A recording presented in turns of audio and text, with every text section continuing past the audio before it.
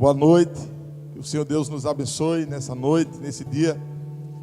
Deus é bom e o diabo não presta. Deus é bom em todo tempo e em todo tempo Deus é bom. Você tem dúvida disso, irmãos? Glória a Deus. Irmãos, eu tenho uma palavra de Deus ao seu coração, que ela vai mudar talvez um pouco, se você se permitir, claro, a sua forma de pensar. A palavra de Deus, ela deve gerar em nós uma metanoia. A metanoia é a mudança de entendimento, a mudança de mente. Quando a palavra de Deus, ela é pregada e os que o recebem se permitem que ela penetre, ela causa uma metanoia. Eu vou te dar aqui um exemplo claro. Pedro, quando estava pregando em Atos dos Apóstolos, capítulo 2, e quando ele estava terminando o discurso, a Bíblia vai dizer o seguinte: e aqueles que ouviram compungiram-se em seus corações. E a palavra ali, arrependei-vos, quando Pedro diz arrependei-vos, foi o que de fato houve. Um arrependimento que a palavra significa metanoia no grego, que significa mudança de entendimento. Então, se permitirmos que esta palavra, a palavra de Deus, irmãos, a Bíblia não se torna como alguns têm ensinado.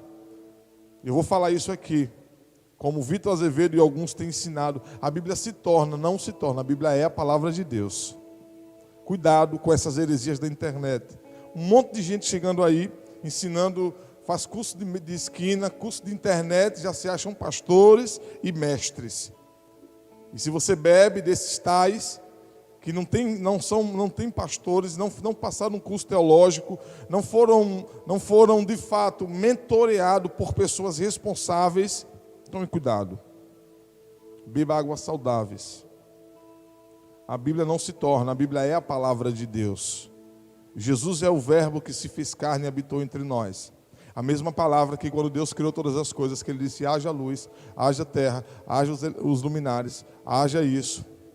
Foi a palavra de Deus, por meio de Cristo, que se fez carne e habitou entre nós. Então os hereges estão dizendo que ela não é a palavra de Deus, que ela só se torna a palavra de Deus quando de verdade você tem uma conversão verdadeira. Ela é a palavra de Deus. 2 Timóteo 3, 16 e 17 fala isso, e 2 Pedro capítulo 1, versículo 21 fala isso. Então, se discordar que a Bíblia é a palavra de Deus, está sendo uma heresia maior daqueles que já falaram lá atrás. Isso no século 21. Tomem cuidado, irmãos. Esse é o meu conselho.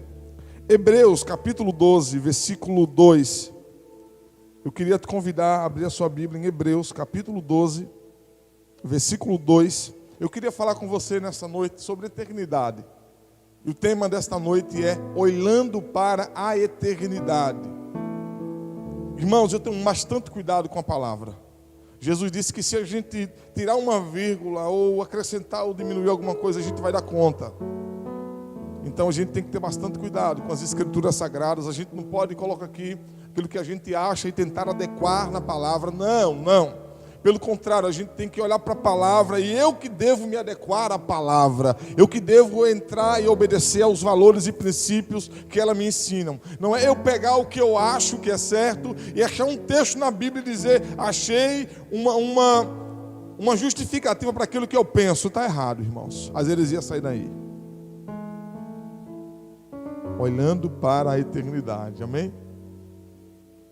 Hebreus 12, versículo 2, diz assim: olhando para Jesus, autor e consumador da nossa fé, o qual, pelo gozo que lhe estava proposto, suportou a cruz, desprezando a afronta, e assentou-se à destra do trono de Deus. Espírito Santo, fale conosco. Que todo o eu, todo o Joels, todo o intelecto e sabedoria humana caia por terra. Prevaleça a tua vontade, a tua voz nessa noite e as sagradas escrituras. Fale conosco, Senhor. Não permita que possamos perder, que esta semente possa ser lançada por terra por falta de compreensão e entendimento. Em nome de Jesus. Amém.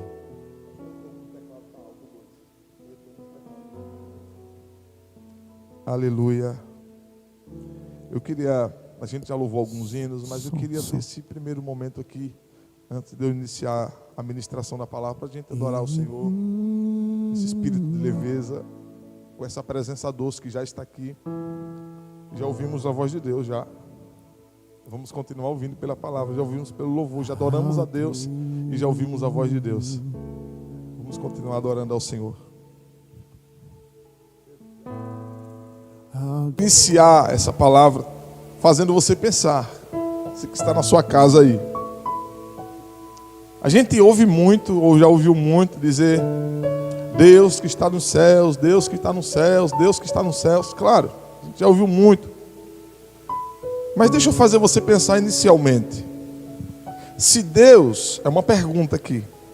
Se Deus está no céu, é uma pergunta. Aonde estava Deus antes dele criar os céus e a terra?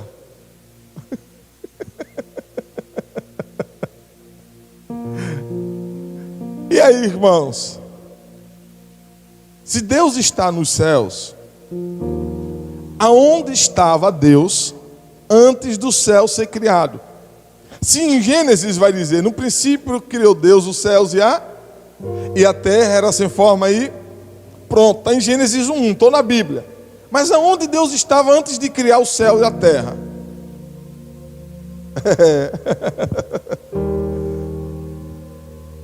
Para a gente entender a eternidade, olha só, a eternidade, a gente precisa entender a origem. De onde viemos e para onde vamos. Preste atenção aqui. Pastor, você me fez pensar mesmo.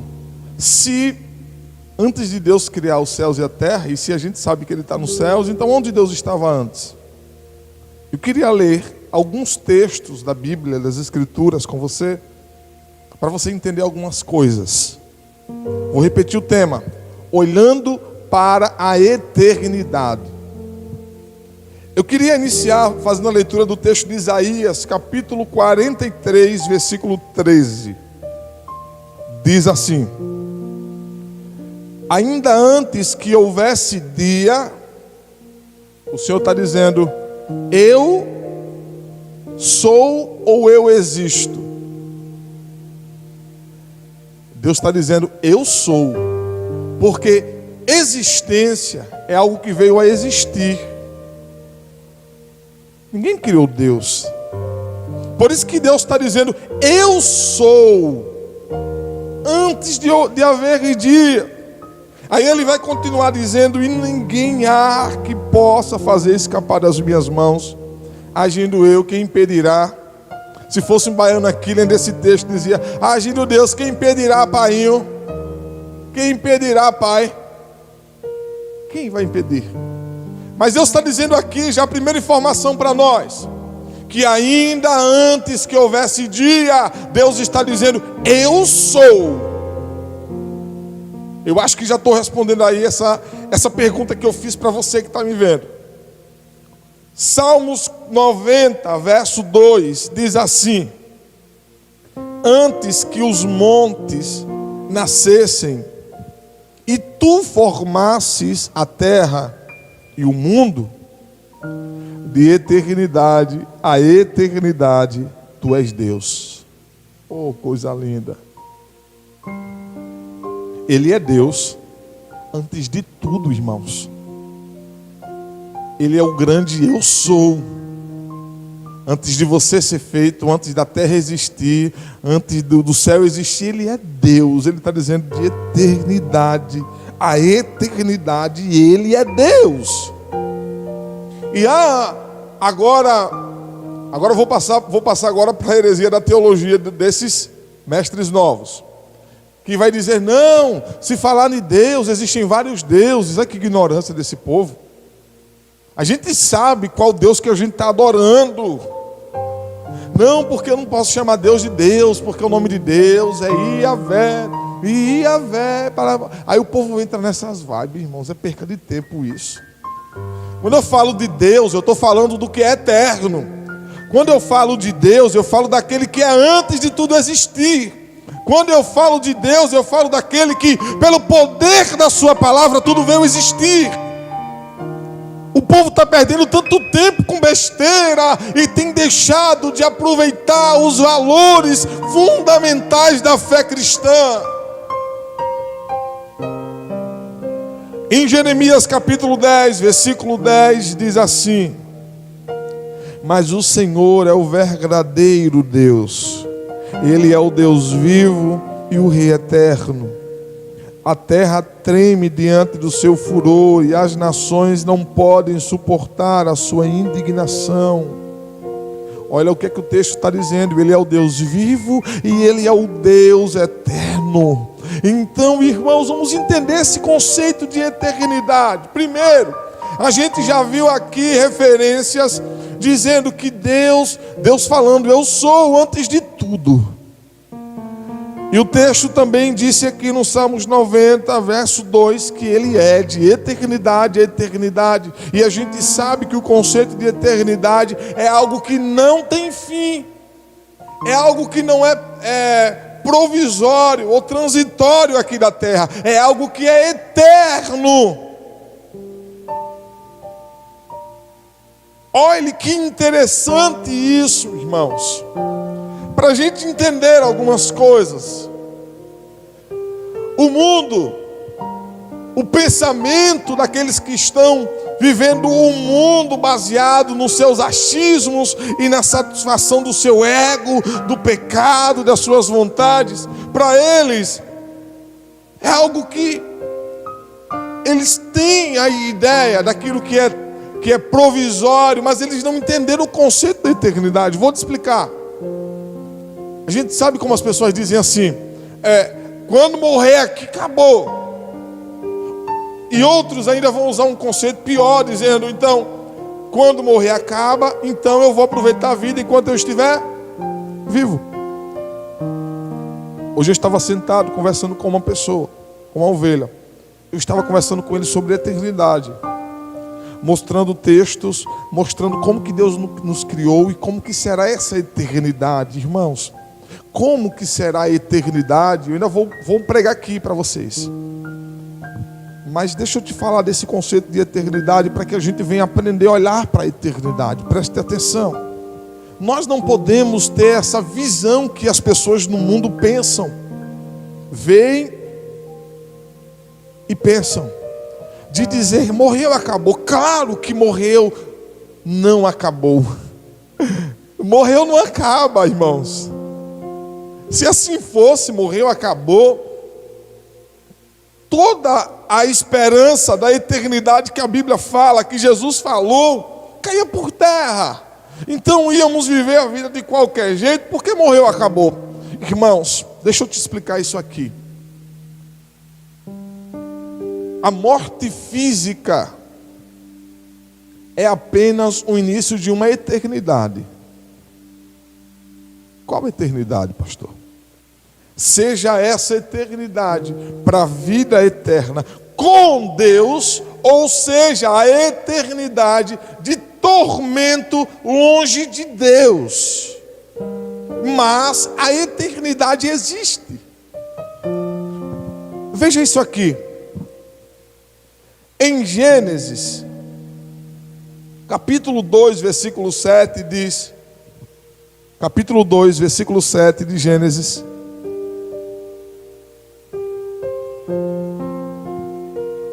Então o Senhor Deus formou o homem do pó da terra e lhe soprou nas narinas o fôlego de vida.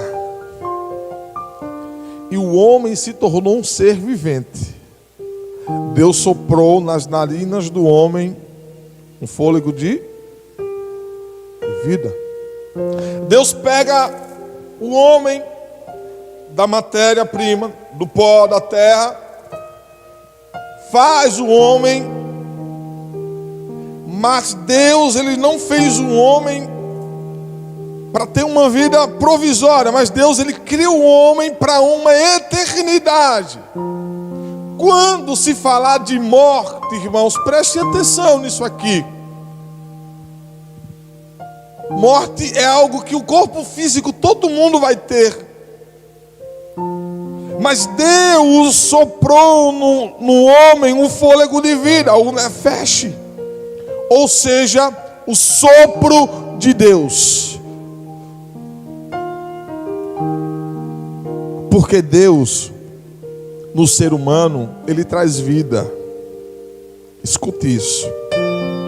O homem só se tornou alma vivente por conta do sopro de Deus. O ser humano, ele só passa a ter vida de verdade a partir de quando? O sopro de Deus, a vida de Deus. Olha isso. Eclesiastes capítulo 3, versículo 11 diz: Deus fez tudo formoso no seu devido tempo. Também pôs a eternidade aonde? Aonde Deus colocou a eternidade? No coração do homem, dentro do homem, sem que este possa descobrir as obras que Deus fez desde o princípio até o fim. Irmãos, Deus colocou a eternidade no homem. Em outras versões, Deus colocou o anseio pela eternidade no homem. E aqui eu quero abrir um parênteses para a gente tratar dos dias atuais. Já vimos na Bíblia, Deus é a eternidade, Deus é antes de todas as coisas. Ele é de eternidade a eternidade, e Deus colocou a eternidade, ou o anseio pela eternidade, no homem. Mas deixa eu abrir um parêntese agora para a gente iniciar isso.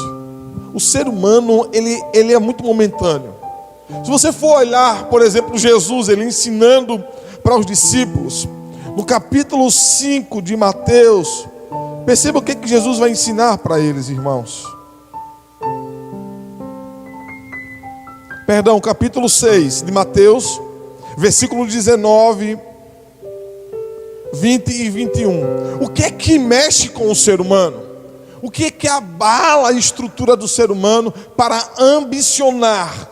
São as coisas terrenas, riquezas, conquistas, sabe? Ser rico nessa terra, ter tudo que o mundo pode oferecer.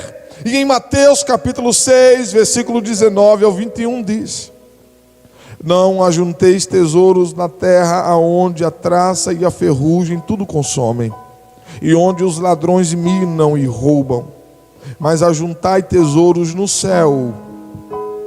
Olha que interessante. Na terra, aonde a traça e a ferrugem consomem. Ele está dizendo, olha, as coisas da terra, elas se acabam.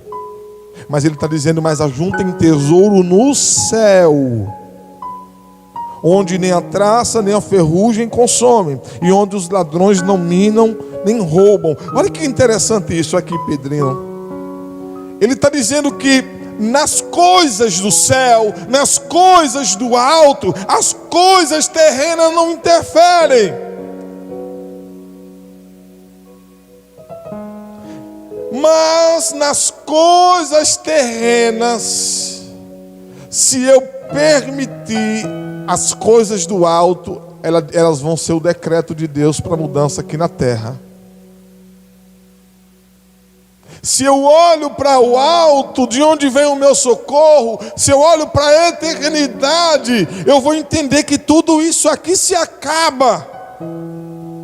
Por isso que Paulo disse certa vez, que ainda que esse corpo, esse homem mortal, essa carne se desfizesse, mas nós temos de Deus no edifício. Temos um lugar em Deus que ninguém destrói, e que não foi feito por mãos de homem, porque tudo que é feito pelas mãos do homem se acaba. Aquilo que tem a ver com o dedo do ser humano se acaba, mas aquilo que foi feito em Deus são eternos. Pastor, já que tudo que foi feito em Deus é eterno, o ser humano, vai se acabar a matéria física. Mas nós vamos viver a eternidade. O pó volta para a terra e o espírito volta para quem? Para Deus que o deu. Claro que nós vamos morrer o corpo, mas temos uma eternidade. Então aquilo que Deus fez é eterno, irmãos. Eu não estou falando de coisas, preste atenção, até porque o cosmo, a terra, tudo isso vai se acabar um dia. 2 Pedro capítulo 3 fala isso. Eu estou falando do ser humano. Eu estou falando daquilo que é importante para Deus, daquilo que é prioridade, para que nós vamos priorizar, porque Deus prioriza. Vamos pensar comigo, Deus prioriza a família. É tanto que Deus, quando Ele vai olhar para mim, antes de eu fazer alguma coisa em igreja, alguma coisa, Ele vai mandar eu olhar para a minha casa. Aquele que não cuida dos seus, especialmente da sua casa, negou a fé e é pior do que o infiel. Porque família foi o projeto de Deus. Deus criou Adão e deu Eva para Adão. Família constituída por Deus. E o mesmo Deus, Ele disse: o que Deus uniu não separe o homem. Então aquilo que é importante, aquilo que Deus ele vela para cumprir a sua palavra. E a família está dentro daquilo que Deus vela para cumprir. Então a eternidade tem a ver com aquilo que Deus Ele ama, com aquilo que Deus Ele conta, para que nós também, como Jesus disse, para que onde eu estiver, estejais vós também. Ele está falando da humanidade. Jesus está trazendo para nós aqui aquilo que nós precisamos parar. Uma vez disse: o que adianta o homem ganhar o mundo inteiro se perder a sua alma? Que recompensa terá o homem nisso? Você entende que Jesus Ele nos convidou e nos convida pela sua palavra a todo momento olhar para a eternidade em Deus. Se você for ver nesse mesmo texto de Mateus capítulo 6, ele vai dizer: não andem ansiosos pelo comer, pelo beber e pelo vestir. Jesus disse: o seu Pai sabe que você necessita de tudo isso. Não andem ansiosos, mas busquem em primeiro lugar o reino de Deus, a sua justiça, e as demais coisas serão acrescentadas. Ou seja, busque aquilo que tem a ver com Deus. A minha comida é fazer a vontade do meu. Busque aquilo que tem a ver com a vontade de Deus. Jesus estava durante todo o seu ministério preocupado em fazer a vontade do seu Pai. É tanto que Jesus, ensinando para os discípulos, Ele disse: raposa tem os seus covis, os seus ninhos, mas o Filho do Homem não tem aonde reclinar a cabeça. Ele não estava preocupado com uma casa, Ele não estava preocupado com um lugar para Ele estar. Jesus, se você for notar, Ele era convidado por um, ia na casa, se alimentava, ia na casa de Marta, Maria e Lázaro. Jesus não tinha um lugar aqui na terra, mas Ele tinha um lugar no seu Pai. O que nós precisamos, o que a humanidade precisa, não são de coisas. A gente precisa de um lugar no Pai. Porque as coisas da terra nos causam preocupação. Quem não está com medo nesse tempo? Eu estou. Porque a gente está num tempo, ontem dia 21, a gente fica esperançoso de abrir alguns comércios e diz: não, mais 10 dias de decreto. Aí quando chega num dia, aí diz: não, mais 10 dias de decreto. A gente não sabe o que vai acontecer amanhã. Você sabe o que vai acontecer amanhã, Thaís? Você sabe, Cristiano? A gente não sabe. Ninguém sabe. Então isso causa medo, porque a gente, meu Deus, o que é que vai acontecer? E tal. O medo é normal, irmãos. Mas deixa eu dizer uma coisa: o que nós não podemos deixar é que esse medo roube o lugar de esperança da eternidade, que vamos morar com Deus para sempre. Aquele lugar que Deus nos chamou para estarmos com Ele.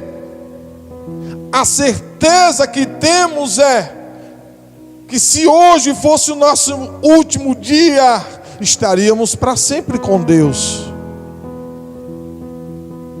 E as coisas terrenas causam preocupações. Tem muita gente, irmãos, que já sofrem de ansiedade, que estão terrivelmente sendo atacados. Tem gente que já venceu uma depressão recentemente, aí o Brasil e o mundo entra nesse caos, aí piorou a situação. Percebam uma coisa, como que as coisas da terra, elas nos preocupam, elas tiram o sono. A Bíblia diz que o amor ao dinheiro é a raiz de todos os males. E quantas pessoas não estão preocupadas nesse momento com as suas finanças, com o seu dinheiro, com as suas riquezas? Quantas pessoas que não estão preocupadas, irmãos?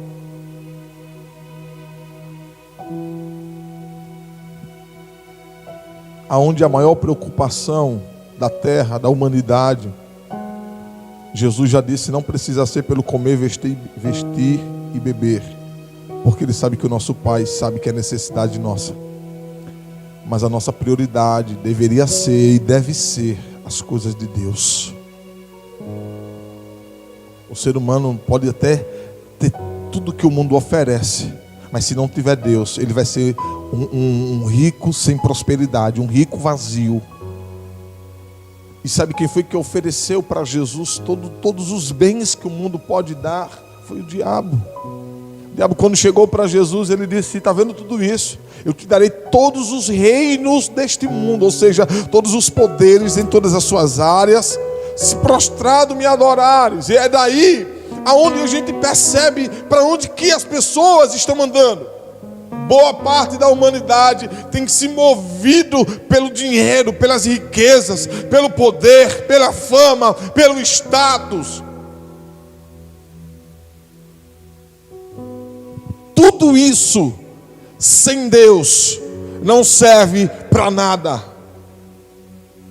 O homem pode ser o mais rico do mundo, ter trilhões e trilhões acumulados em contas, mesmo sendo um trabalho digno. Talvez alguém que foi que é o mais rico cristiano, o Gates, qual é o nome dele? O Colgate, né? Bill Gates, que fez a Microsoft. Ainda que seja honestamente como ele e outros empresários ricos do mundo, ainda que tenha todas as maiores riquezas, ainda que a casa ele possa apertar um controle, o café da manhã desça e venha para a mesa assim certinho, ainda que ele não precise sair de lugar nenhum, mas se ele não tiver a presença de Deus, a vida de Deus nele, ele é vazio, ele não é ninguém. Ah, irmãos, eu prefiro a eternidade. Claro, se você disser, pastor, você queria ter um conforto melhor, claro que a gente queria, mas eu não queria ter um conforto melhor se eu não tivesse o meu Pai na minha vida. Eu não queria ter o melhor carro, a melhor casa, o melhor emprego, o melhor salário do mundo, se eu não tivesse Deus. Você abriria a mão, pastor, das suas coisas para servir a Deus? Abriria e abro, irmãos. Porque para Deus o mais importante não são as coisas, é você, são as pessoas.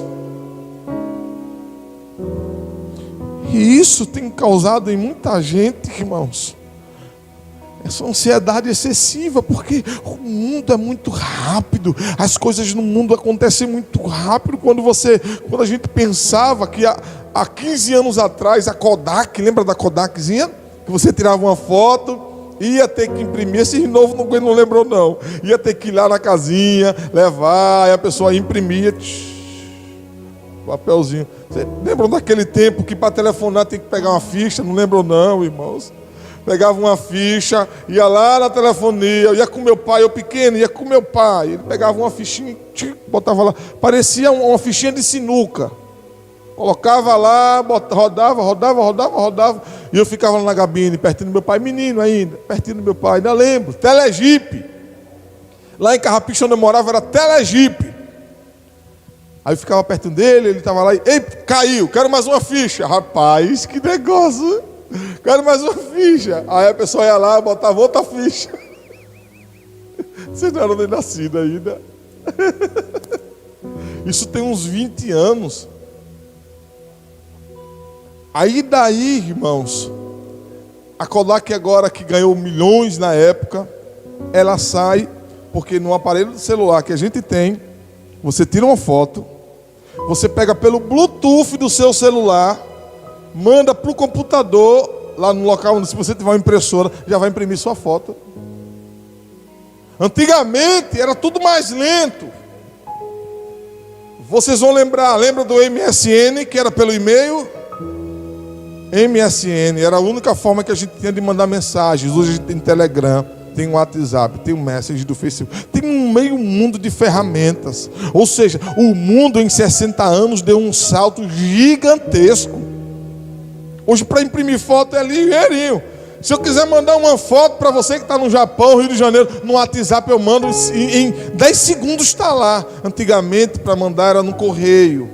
Pegava a foto, botava lá, preenchia, chegava lá com uma semana. O que você comprou hoje na internet de tecnologia, que demora 10, 12 dias, antigamente era assim, numa carta, uma mensagem para chegar. Eu lembro que uma prima da gente do Rio de Janeiro mandava carta para minha família, para minha mãe, e ela escrevia, chegava, olha a carta da Valda, chegou. A gente olhava, a minha mãe olhava, lia, eu dizia, meu Deus, olha o tempo que nós estamos vivendo, a tecnologia avançadíssima, irmãos. E sabe por que eu estou falando isso? Porque Daniel falou uma coisa no seu livro. Ele disse que nos últimos dias a ciência se multiplicaria.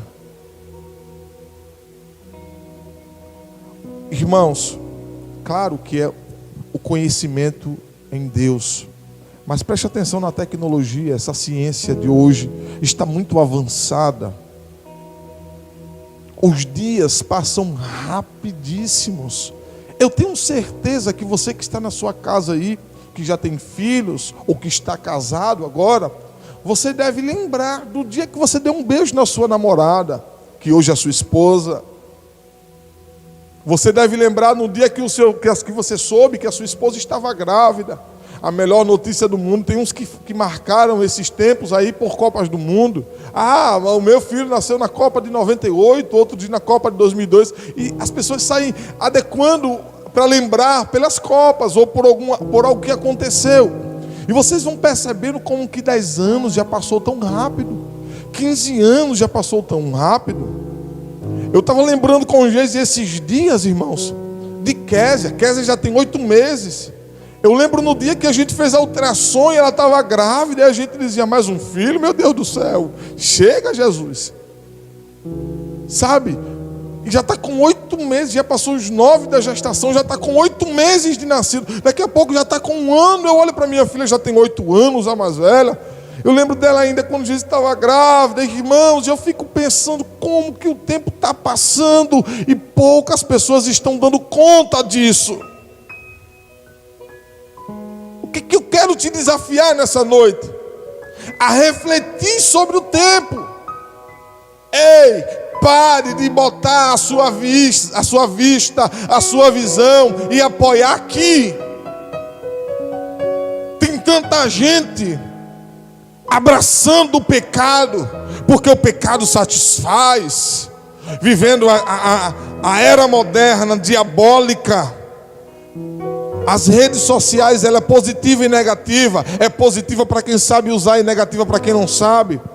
Quando que se viu, olha que interessante, enquanto há anos atrás se enviava mensagens e fotos, famílias, os dias de hoje pessoas estão enviando fotos nudes.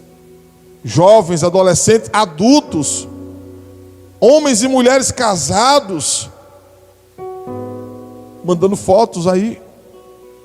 Conversas indecentes nas redes sociais. E ninguém sabe, direct. E sabe qual é o meu maior medo? É que a hipocrisia, ela tome conta da minha geração. Eu faço parte dessa geração. Porque a hipocrisia, ela pode vir disfarçada de meia verdade. E quando isso é trazido para a caminhada com Cristo, eu posso viver uma meia verdade, uma verdade aparente aqui, uma verdade aparente para as pessoas, mas Deus sabe quem eu sou no secreto. Deus sabe quem eu sou quando você não está me vendo, quando minha esposa não está me vendo, quando meus filhos não estão me vendo. A aparência é algo que não tem a ver com a eternidade, porque a eternidade é um fato. Desculpe eu te dizer isso, mas hoje milhares de pessoas foram obrigadas a usar máscaras. Mas quantas e quantas pessoas estão com máscaras há anos? Quantas pessoas estão usando máscaras há anos? A máscara da aparência. Eu aparento ser o que eu não sou. A aparência para que as pessoas, eu sou o melhor, eu sou muito aceito pelas pessoas, eu sou legalzinho demais, todo mundo me dá um joinha, ninguém diz que não gosta de mim. O mundo está de tal forma que a verdade ofende, porque o mundo tem caminhado em mentira. E quando a verdade é falada, é dita, as pessoas ainda vão dizer o seguinte: até que é uma verdade, mas uma verdade dita de forma assim, dessa forma, eu não aceito, porque vive a mentira. E é isso que é o perigo desse mundo aparente, nesse mundo onde a mentira prevalece. Mentiras ditas várias vezes se tornam uma verdade. Porque Jesus trabalhava não pelo pão que perecia. Lembra disso? Jesus disse: olha, vocês trabalhem, não pelo pão que perece. Ele não está dizendo que a gente tem que largar emprego, tem que deixar de trabalhar, não. Ele está dizendo: olha, vocês priorizem, não o pão que perece, não as riquezas, ouros que a traça e ferrugem consomem, coisas materiais, roupas, dinheiro, fama. Ele disse: não juntem tesouro aqui. O que Jesus está chamando eu e você é para juntar tesouros no céu, ou seja, trabalhar não pelo pão que perece, mas pelo pão eterno que é o próprio Jesus. Trabalhar por Ele e para Ele.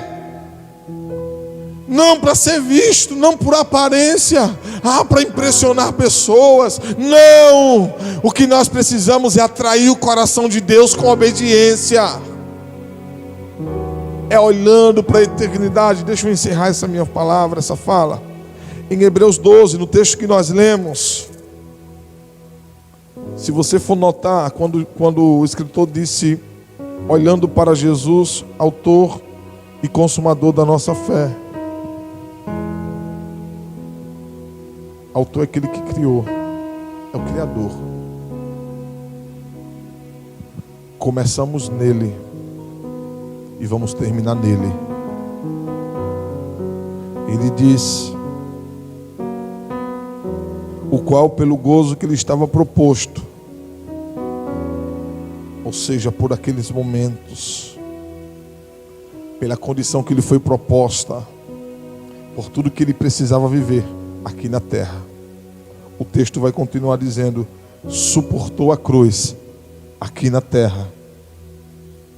O momento que lhe foi proposto, desprezando a afronta.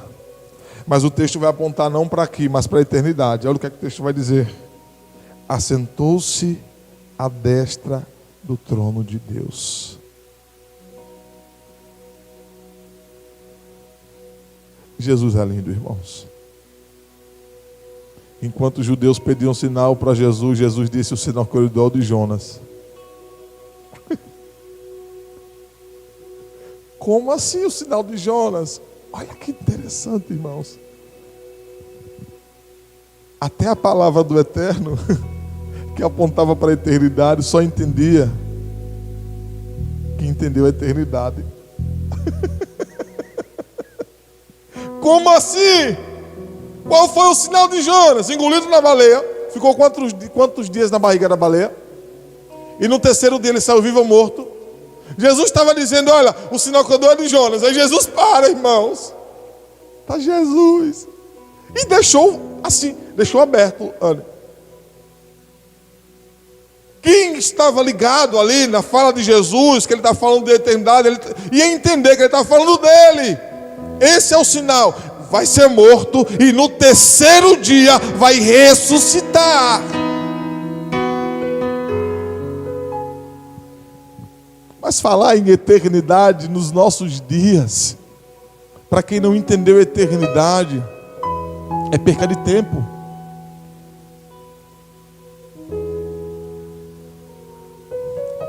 As pessoas sabem muito bem o que é estatuto, o que é regimento, o que é isso, o que é aquilo, quem é Freud, quem é Platão, tal.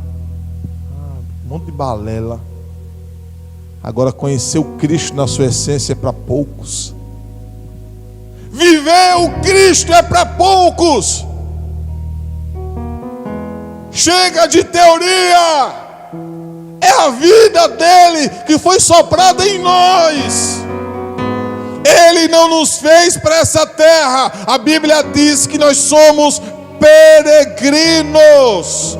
Se eu entendo a peregrinação, eu entendo que ainda que a minha vida ela seja ceifada, mas eu tenho em Deus um lugar que ninguém rouba, que ninguém toma, que ninguém compra, que é a eternidade com o meu Pai. E isso basta para mim. Está preocupado, está ansioso, o medo está tomando conta. Ei, calma, descanse, se acalme, respire. Vá contando até 10 e dizendo: Jesus é bom, eu sei que o meu Redentor vive, eu sei que Ele vai se levantar sobre essa terra, eu sei que os olhos do Senhor estão me contemplando. Ei, descanse. Pastor, e se as coisas piorarem? A Bíblia vai se cumprir. Como que a Bíblia vai se cumprir? Porque vai se cumprir. Mas se os homens fizerem isso, eu não estou nem aí, porque eu estou nas mãos de Deus. Lance sobre Ele as suas ansiedades, porque Ele tem cuidado de vós. Não é com coisas que você deve perder o seu sono, é em fazer a vontade do Abba. Não é por coisas perecíveis que você deve estar ansioso, é como que o seu Pai está te vendo, como que Ele tem te procurado no secreto, como que Ele tem te visto no secreto. É nisso que você deve se preocupar. Ele não te fez para esse mundo, você vivia a vida toda nesse mundo, isso vai se acabar. Mas o que está em nós não vai se acabar. E é para isso que nós vamos atentar. Eu estava hoje me perguntando, irmãos, meu Deus, como é que esses homens, para cá, Pedro, como é que esses homens, vem cá, Ana, como é que esses homens, eles, pode vir, os apóstolos, homens como Daniel, homens como José, homens como Mesaque, Sadraque e Abednego. Eu fiquei pensando hoje, a Bíblia vai dar o relato que Tiago foi morto à espada, a Bíblia vai dar o relato que Paulo foi decapitado, João Batista foi decapitado. Diz a história que Pedro se achou indigno de ser crucificado como Jesus e foi crucificado de cabeça para baixo. Eu fiquei me perguntando, eu disse: Deus, como que esses homens tinham uma paixão dentro do seu coração queimando e eles não negavam? Você vai ver, por exemplo, Estevão sendo morto a pedras. Estevão olha e diz: eu estou vendo o céu aberto.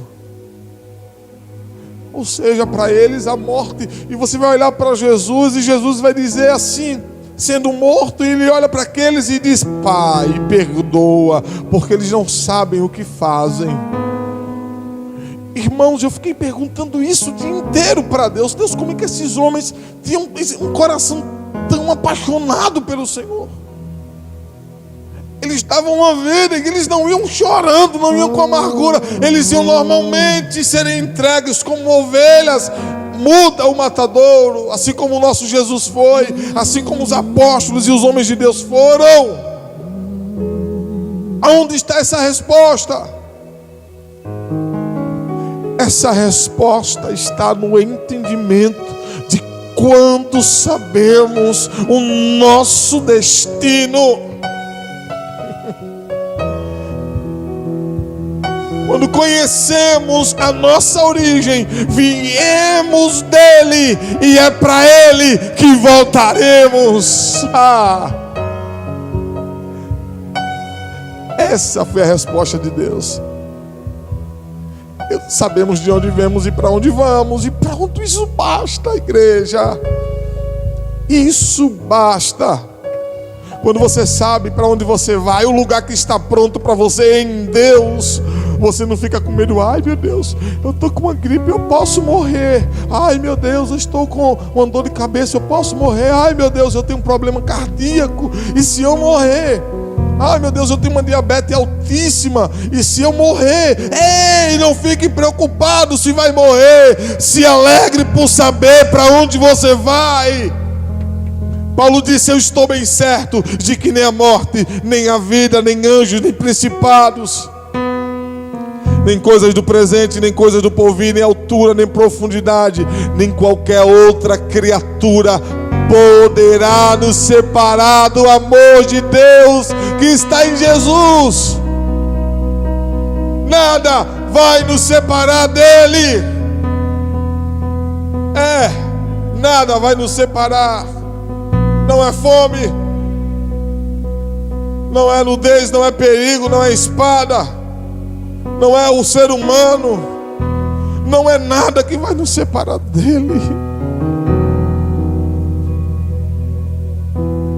Aleluia. Oh Espírito Santo, oh Espírito Santo, nosso anseio é estar com o Senhor. Nós queremos estar onde está o nosso Pai, onde está o nosso Senhor.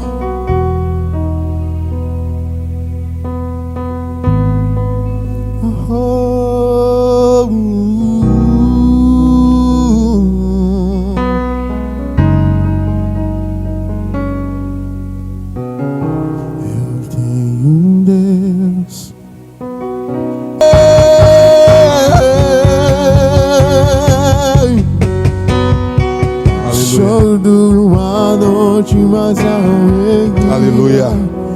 Deixa eu te dizer uma coisa, irmãos. Eu não sei, você que está me assistindo aí, eu não sei como é que está a sua vida, eu não sei como é que está a sua casa, eu não sei como é que está o seu momento. Mas não troque momentos pela eternidade. Pastor, minha casa está faltando muita coisa. Em nome de Jesus, abra sua boca. Conversa com alguém. Alguém só vai lhe abençoar se você abrir sua boca. Pastor, eu estou precisando disso. É aquilo, tal. Irmãos, tudo se resolve. O que você não pode é entrar em um lugar de vitimismo, de autoculpa, de dizer: ninguém me liga, ninguém se importa comigo, ninguém está nem aí para mim. Se você não falar, ninguém vai saber que você está precisando. Porque isso pode ser algo que pode te arrancar da presença de Deus. Sabe? Não deixe que essas coisas aqui da terra, elas sejam suficientes para te arrancar da presença de Deus. Não. A Bíblia vai dizer em Tiago: está alguém entre vós aflito, ore. Está alegre, cante louvores. Está alguém doente, chama os presbíteros da igreja, e esse estendendo as mãos com óleo, ungirá, e a salvação do justo salvará o doente. Então, irmão, você tem que falar isso para alguém. O momento não está bom para ninguém, não está fácil para ninguém. Está difícil, irmãos. Mas é melhor sofrer com Ele e sabermos que vamos morar a vida inteira, a eternidade com Ele. João capítulo 5, versículo 24, ele disse: em verdade vos digo, que quem ouve a minha voz e crê naquele que me enviou, tem a vida eterna. Eu prefiro a vida eterna com Ele, sofrendo aqui na terra, do que ter tudo que o mundo oferece e passar minha eternidade longe de Jesus. Eu quero orar por você. Espírito Santo, por favor, quero rogar ao Senhor nesta noite, que nenhum dos teus filhos se percam neste momento. A crise não é para nos parar. A crise não é para abandonarmos o barco, para deixarmos o Senhor Jesus, não. Pelo contrário, é para nos aproximar mais de Ti, Senhor.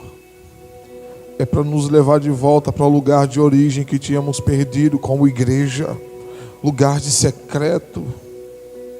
Eu oro, Pai, para que a Tua igreja, para que o Teu povo, para que todos aqueles que estão me ouvindo nesta noite, eles aproveitem cada momento da sua vida com o Senhor.